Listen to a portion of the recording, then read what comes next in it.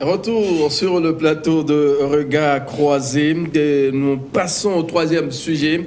Vatican, le cardinal pédophile démis de toutes ses fonctions par le pape. Le Vatican a annoncé mercredi qu'une enquête canonique interne serait ouverte contre le cardinal australien George Pell, un des plus proches conseils du pape François, a reconnu coupable de viol sur mineurs par la justice de son pays.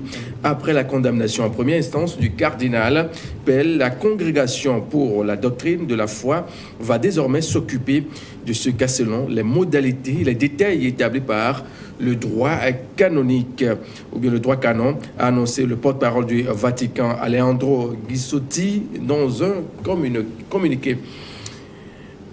Comme on peut l'imaginer, et on sait que vous avez été enfant de cœur dans l'Église catholique aujourd'hui. Qu'est-ce qui se passe concrètement avec les prêtres? Non, c'est vraiment extraordinaire lorsque vous apprenez certains faits. On se demande si c'est une réalité ou c'est des affabulations. Mais il y a des témoins qui témoignent qu'ils ont été violés. Et surtout, le cas le plus grave qui suscite vraiment une indignation, c'est le fait de sodomiser les petits-enfants. Les jeunes enfants qui jouent, qui sont considérés comme des enfants de cœur. Et que les prêtres... Vous avez été vous aussi, hein? Oui, bon, à l'époque. En fait, c'est un phénomène qui est un peu rare en Afrique. Mais ce qui est peut-être commun dans nos pays, c'est ces prêtres qui couchent avec les femmes d'autrui, ou beaucoup plus ça, des femmes d'autrui qui les considèrent que des hommes de Dieu, qui parfois ont besoin de leurs conseils et autres, et finalement, ils finissent par se retrouver dans le lit. Bon, ça, c'est commun, c'est visible, mais dire qu'en Afrique, des prêtres noirs, c'est vrai qu'avant, c'était les blancs qui venaient ici, qui étaient des prêtres. Les missionnaires. Les missionnaires. Mais donc, peut-être il y a eu des cas, mais ces cas n'ont pas été révélés. Mais généralement, ce que nous savons de nos jours, c'est qu'en Afrique, c'est beaucoup plus les femmes qui se retrouvent dans le lit, parfois des prêtres.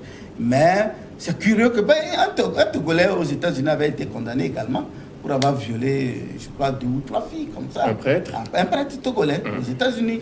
Donc le phénomène, mais au niveau des Occidentaux, c'est parfois des enfants, des jeunes garçons de 11 ans, 10 ans, 12 ans, qui sont sodomisés. C'est ça qui est vraiment, vraiment très, très, très condamnable. Et de tout temps, l'Église a tenté de protéger ces gens de dérives et de travers. En fait, c'est ça qui a suscité l'indignation du monde entier, et que le pape François, ayant eu vent de ces dérives qui ternit l'image de l'Église catholique, a organisé, je crois, 2 jours, du mercredi au dimanche dernier, justement, pour se pencher sur le phénomène et voir quelle condamnation, qu'est-ce qu'il faut faire. Maintenant, il faut arrêter de protéger les prêtres ou les évêques ou les cardinaux qui font ces genres de conneries, qui ne font pas vraiment, qui ne donnent pas une bonne image à l'Église catholique. Basile. Non, ce scandale, je crois, fait du buzz depuis un certain moment. Et bien, c'est une réalité que l'Église a toujours cachée. Moi, je disais, à quoi sert-il de dire qu'il faut un célibat des prêtres?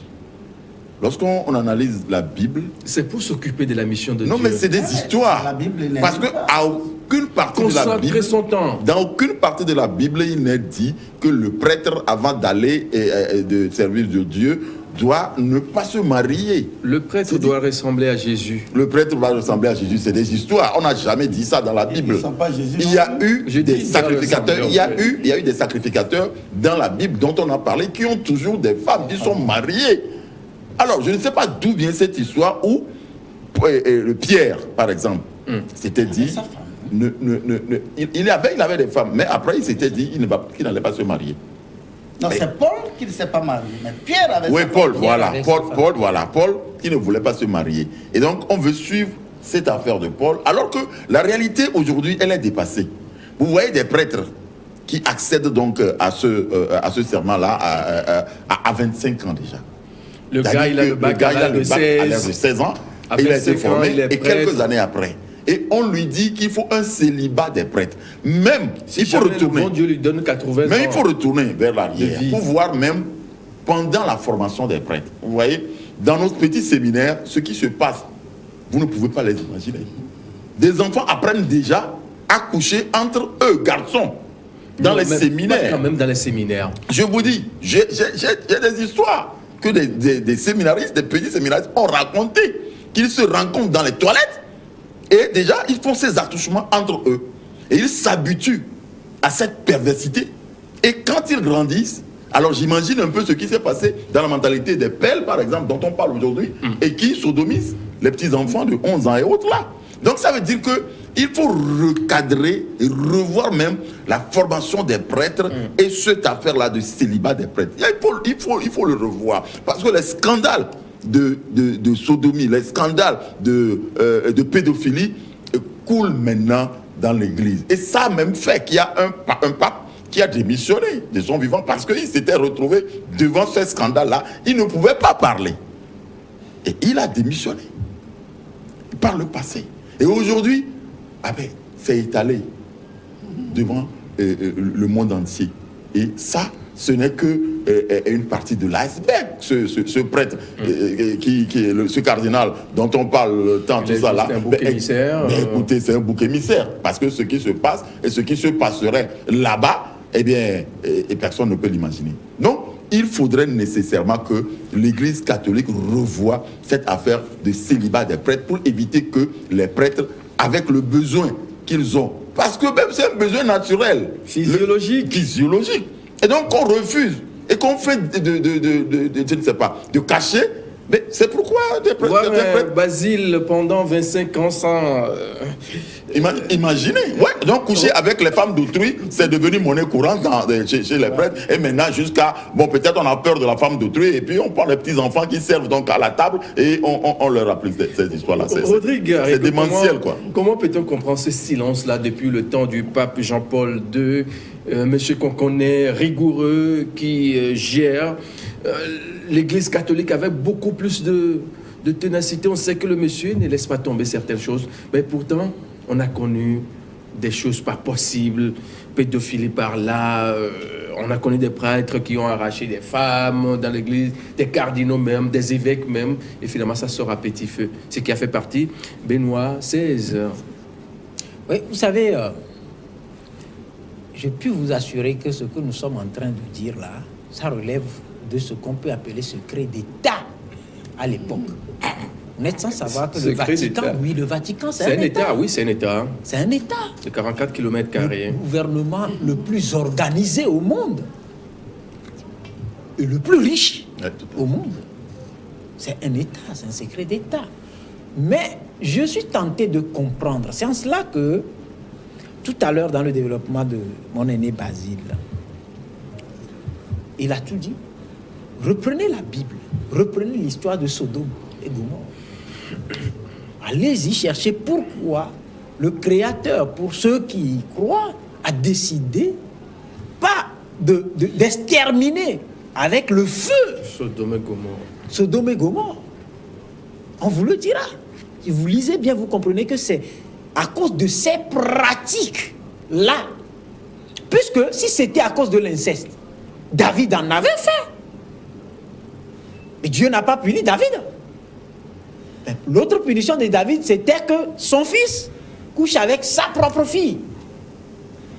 Mais exterminer, c'est à cause de ces pratiques-là. Pourquoi alors Dieu avait-il décidé d'exterminer ses propres créatures à cause de ces pratiques? Parce que ce sont des pratiques démoniaques.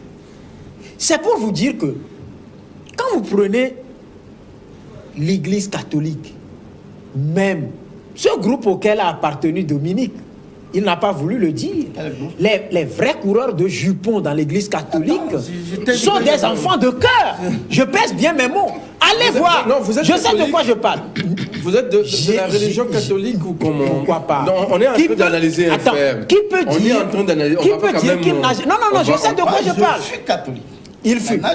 Non, écoutez, ce n'est pas une blague, parce que peut-être les gens qui nous suivent vont penser que nous sommes en train de blaguer. Non. Les vrais coureurs de Gipon, oui, je sais de quoi je parle. sont des enfants de cœur. Moi, j'en ai eu quand j'étais au collège. C'était enfants, depuis le collège qu'on voulait nous récupérer. Moi, j'ai essayé 2 fois. Il y a d'autres qui sont partis, qui sont restés. Les dimanches, je vous assure, il faut les voir. On croirait Jésus revenu du ciel. Alléluia. Surtout à l'approche de la communion. Tout le monde, toutes les filles devenaient Marie et tous les hommes devenaient Jésus. Mais prenez aussi cet aspect ou cette culture qui demande à ce que lorsque vous êtes piqué par une mouche, que vous alliez vers quelqu'un qui a eu rupture avec le sexe depuis quel âge? C'est curieux. J'étais en train de proposer, je dirais, un livre sur le phénomène. J'en viens sur le phénomène. Et ma curiosité a été orientée vers les animaux. C'est là que vous comprenez que Dieu n'a jamais voulu ça. Si, pour ceux qui croient comme moi, que c'est lui qui nous a créés, le petit coq peut vouloir grimper la poule, mais un coq grimper un coq. Jamais. Non. Ni un chien grimper. Voilà. Donc c'est en cela que vous comprenez qu'il s'amuse plutôt. Et c'est peut-être ça qu'on peut considérer comme attouchement. C'est ce qui arrive aujourd'hui à cause de ces phénomènes de pédophilie, de sodomisation, tout et tout. Quand vous voulez, par exemple, comme des gestes que nous faisons, vous dites à... Mais écoutez, tout de suite, si vous ne savez pas faire, vous recevez en contrepartie une bonne gifle.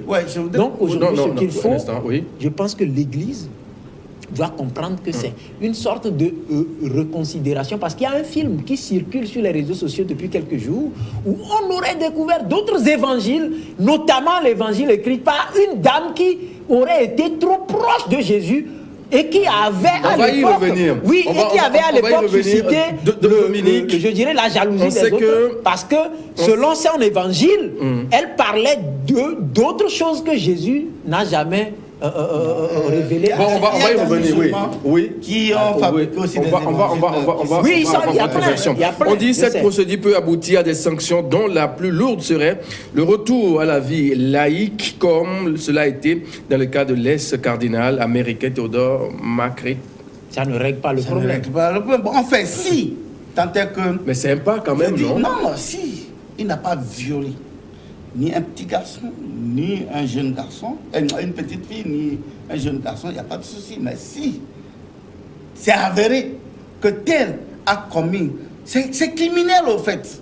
C'est criminel. Et là, il mérite non seulement d'être abandonné à la vie, mais il doit se retrouver en prison.